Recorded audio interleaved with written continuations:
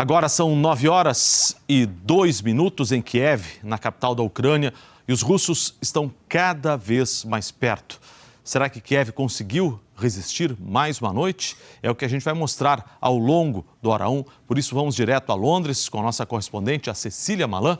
Cecília, você já adiantou que Kiev ainda está no controle dos ucranianos, mas essas imagens de satélite mostram que há uma enorme fila de veículos blindados russos a caminho da capital ucraniana. Como é que está a situação neste momento, por favor? Bom dia, Kovalik. Bom dia a todos. Essas imagens de satélite são mesmo impressionantes e mostram uma enorme mobilização militar para invadir ou então cercar e isolar a capital ucraniana, que, como eu disse, segue sim sob controle dos ucranianos, pelo menos por enquanto.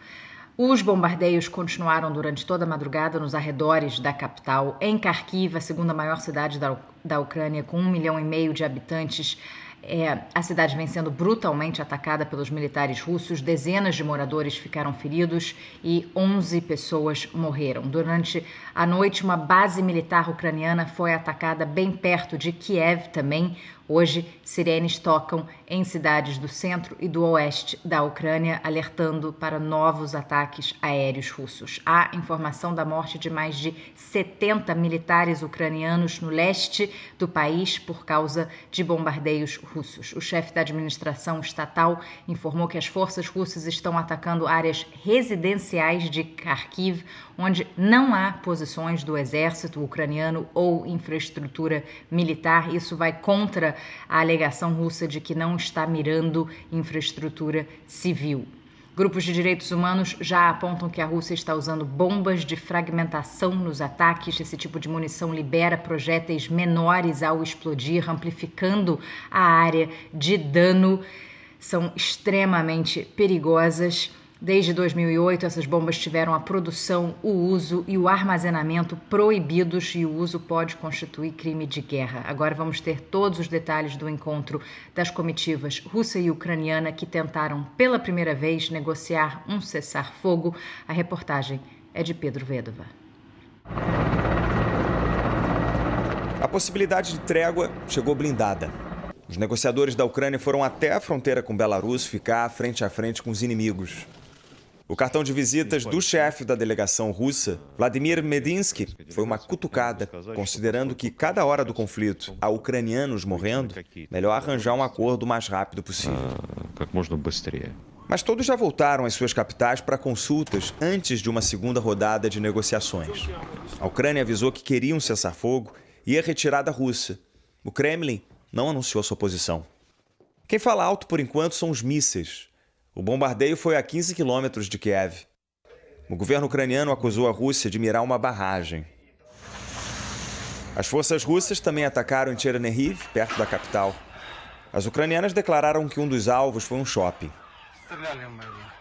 O clima de desconfiança é enorme. Militares da Ucrânia detiveram 2 homens durante uma blitz.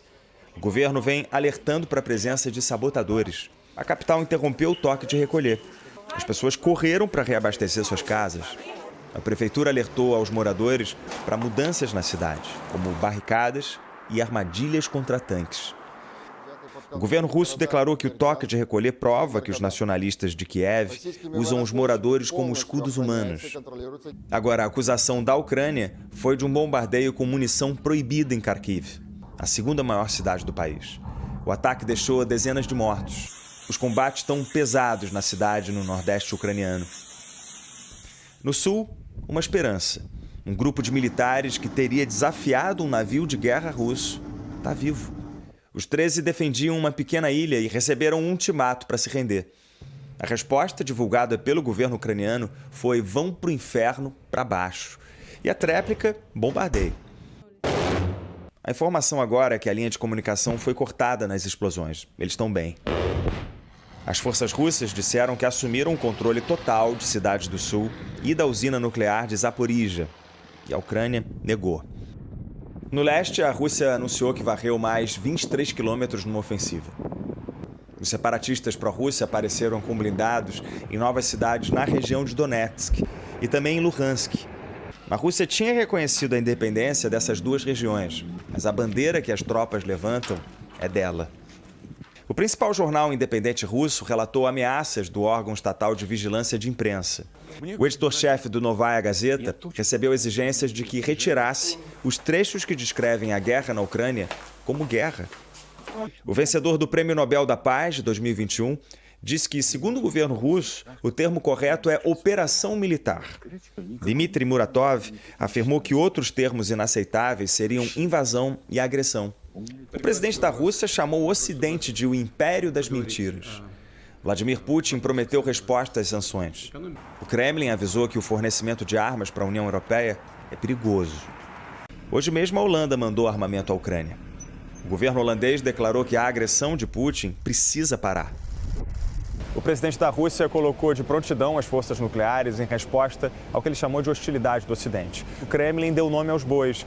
Avisou que as declarações inaceitáveis foram da chefe da diplomacia daqui do Reino Unido. Só que não ficou claro qual comentário que a Liz Truss fez que incomodou. A ministra britânica do Exterior anunciou hoje um congelamento total de ativos de mais 3 bancos russos, incluindo o Banco Nacional de Desenvolvimento da Rússia. Liz Truss explicou que o Reino Unido e aliados vão ter que passar por dificuldades econômicas como reflexo, mas não são nada comparadas às sofridas pelo povo da Ucrânia. O menino de Kiev que o diga. Mark achava que fosse caminhar por 3 dias e agradeceu a carona até a fronteira com a Polônia. Mas não havia alívio. Ele contou que tinha acabado de deixar o pai para trás e que a pessoa que ele ama pode até ter que lutar. Essas despedidas Kovalik entre pais e filhos na Ucrânia são dilacerantes.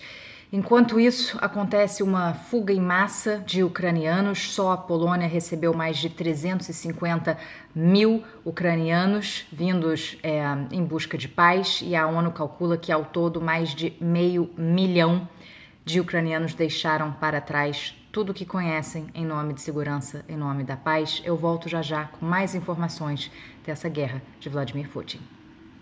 Pois é, Cecília, eu lembro, você deve conhecer bem, aí em Londres, uma expressão que todos os ingleses conhecem da Primeira Guerra Mundial, quando os soldados partiram por fronte de batalha e disseram: a gente volta para o Natal, e nunca voltaram. Dramático isso. Obrigado, até mais. A reunião do Conselho de Segurança das Nações Unidas foi suspenso agora à noite, sem ainda uma definição sobre uma possível ajuda humanitária à Ucrânia. Jorge Pontual já está aqui na nossa outra tela, porque a expectativa é de que a decisão saia hoje. Os Estados Unidos também anunciaram a expulsão de 12 diplomatas russos do país. Pontual, atualiza a situação para a gente, por favor. Um bom dia para você. Bom dia, Kovalik. Bom dia a todos. Os Estados Unidos acusam esses 12 diplomatas russos de serem espiões. Eles trabalham na missão da Rússia na ONU, que tem dezenas de funcionários. Os americanos dizem que esse processo contra os 12 já tem tempo, não é represália pela invasão da Ucrânia, mas fica aquele clima de guerra fria, espionagem. E ser diplomata russo aqui ou americano na Rússia é trabalho de alta rotatividade, faz parte do jogo. Na Assembleia Extraordinária, tem mais de 100 embaixadores inscritos para falar. Uma discurseira que vai até quarta-feira, quando aí eles votam. O embaixador brasileiro, Ronaldo Costa Filho, falou ontem: a intenção das potências ocidentais na Assembleia Geral é principalmente mostrar que o número de países que condenam a Rússia agora é muito maior do que em 2014, quando condenaram a anexação da Crimeia. O embaixador brasileiro, ele voltou a defender a soberania de todos os países. Ele cobrou um cessar-fogo imediato. E já no Conselho de Segurança era a resolução sobre ajuda humanitária, que ficou para hoje. A ONU disse que precisa arrecadar 2 bilhões de dólares entre os países membros para os refugiados ucranianos. Ainda ontem, o presidente americano Joe Biden disse que os americanos não precisam se preocupar com uma guerra nuclear. Isso depois de Vladimir Putin colocar as armas nucleares russas em posição de alerta. O presidente Joe Biden foi questionado se os americanos devem temer uma guerra nuclear. E ele respondeu curta e diretamente: não. Depois, a Casa Branca disse que não vai mudar o nível de alerta nuclear aqui no país. Falou que essa retórica é perigosa, pode levar a erros de cálculo, e que os Estados Unidos não vão entrar nessa escalada. O Departamento de Defesa disse que essa retórica do Putin aumenta a tensão, mas explicou que, por enquanto, não viram nenhuma mudança nas instalações nucleares russas. Os Estados Unidos ainda estão avaliando o alerta de Putin sobre armas nucleares. O presidente Joe Biden conversou com os líderes de Canadá, Japão, países europeus e discutiram como manter a pressão para isolar ainda mais a Rússia e impor custos mais severos. Em coordenação com esses aliados, a Casa Branca impôs a sexta rodada de sanções contra a Rússia. Dessa vez foram alvos o Banco Central da Rússia, o Ministério das Finanças, e o objetivo é restringir a capacidade da Rússia de usar os mais de 630 bilhões de dólares em reservas internacionais que financiam a guerra. Os Estados Unidos também fecharam a embaixada em Belarus, aliada da Rússia, nessa guerra, e permitiram que funcionários não essenciais da embaixada dos Estados Unidos na Rússia deixem o país. Kovalik. Obrigado pelas informações pontuais. Daqui a pouco a gente atualiza, né, as repercussões no mundo da economia de todas essas medidas. Obrigado pela sua participação. Até mais. Bom dia, bom trabalho para você. Vamos dar uma olhada em algumas informações importantes para a gente entender o andamento desse conflito aqui no nosso telão. A gente acompanha como está a invasão russa, lembrando que hoje já são 6 dias da guerra na Ucrânia.